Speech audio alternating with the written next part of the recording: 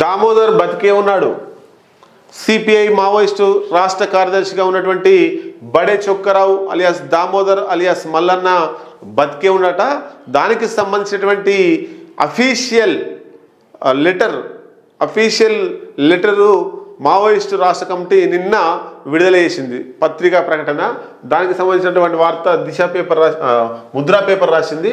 ముద్రా పేపర్లో మనం చూడొచ్చు, దామోదర్ బతికే ఉన్నారు, కాంకేర్ ఎన్కౌంటర్పై మావోయిస్టుల లేఖనట. ఇదివరకు గంగా పేరుతోటి సౌత్ బస్తర్ డివిజన్ గంగా పేరుతోటి ఫేక్ లెటర్ని పోలీసులు రిలీజ్ చేసిర్రు. అది వాస్తవం కాదు అని చెప్పి ఇప్పుడు నిజమైన లెటర్ని మావోయిస్టులు రిలీజ్ చేసిర్రు. కాంకేర్ ఎన్కౌంటర్పై మావోయిస్టు పార్టీ శనివారం లేఖ విడుదల చేసింది. తెలంగాణ రాష్ట్ర కమిటీ సెక్రటరీ దామోదర్ మరణించలేదని తెలిపింది.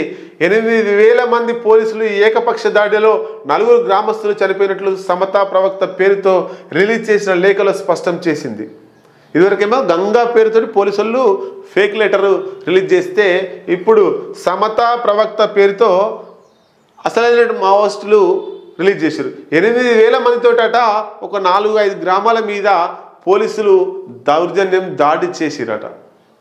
ఈ మేరకు పార్టీ దక్షిణ sub zonal bureau Samata Maoist division committee Ganga పేరుతో పోలీసులు నకిలీ ప్రెస్ నోటు విడుదల చేశారని అధికారిక లేఖలో పేర్కొన్నారు. ఈ మేరకు భారత కమ్యూనిస్టు పార్టీ దక్షిణ సబ్ జోనల్ బ్యూరో సమతా ప్రవక్త పేరుతో లేఖ విడుదల చేసింది. పోలీస్ శాఖ మావోయిస్టు పార్టీ పేరుతో బ్యూరో ప్రవక్త పేరుతో లేఖ విడుదల చేసింది. పోలీస్ శాఖ మావోయిస్టు పార్టీ పేరుతో ప్రకటనలు చేసి ప్రజల్లో సందేహాలు నిరాశలు సృష్టించాలని ప్రయత్నిస్తున్నారని మండిపడ్డారట.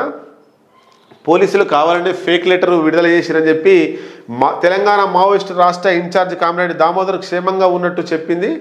బీజాపూర్ జిల్లా ఉసూర్ పరిధిలోని సింగవరం, తుండేపల్లి, మల్లెంపేట, పూజారి, కాంకేర్ గ్రామాలపై 8,000 మంది పోలీస్ బలగాలు దాడి చేసినట్టు తెలిపింది.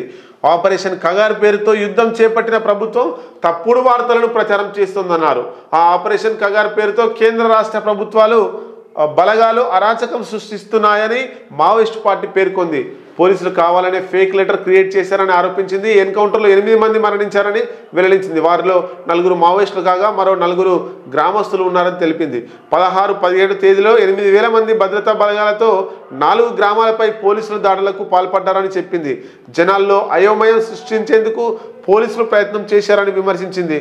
పోలీసుల బూటకపు ప్రకటనలు చేస్తున్నారని తీవ్ర ఆగ్రహం వ్యక్తం చేసింది. దామోదర్ ఇతర సహచరులు క్షేమంగా ఉన్నారని స్పష్టం చేసింది. అయితే ఇటీవల దామోదర్ తన సహచరులకు ఫోన్ చేసి క్షేమంగా ఉన్నట్లు వార్తలు వచ్చిన విషయం మీ అందరికి కూడా తెలిసిందే. మొత్తం మీద దామోదర్ బడే చొక్కారావు అలియాస్ మల్లన్న బ్రతికే ఉన్నాడు. సిపిఐ మావోయిస్టు రాష్ట్ర కార్యదర్శిగా ఉన్నాడు. ఎక్కడో క్షేమంగానే ఉన్నాడు. మరి ఆయన ఎట్లాంటి రియాక్షన్ మావోయిస్టులకు సంబంధించి ఎట్లాంటి రియాక్ట్ అవుతాడో మనం చూడొచ్చు. ఆయన పత్రికా ప్రకటన విడుదల చేసేటప్పటికి ఎట్లుంటుందో మనం చూసే ప్రయత్నం చేయొచ్చు.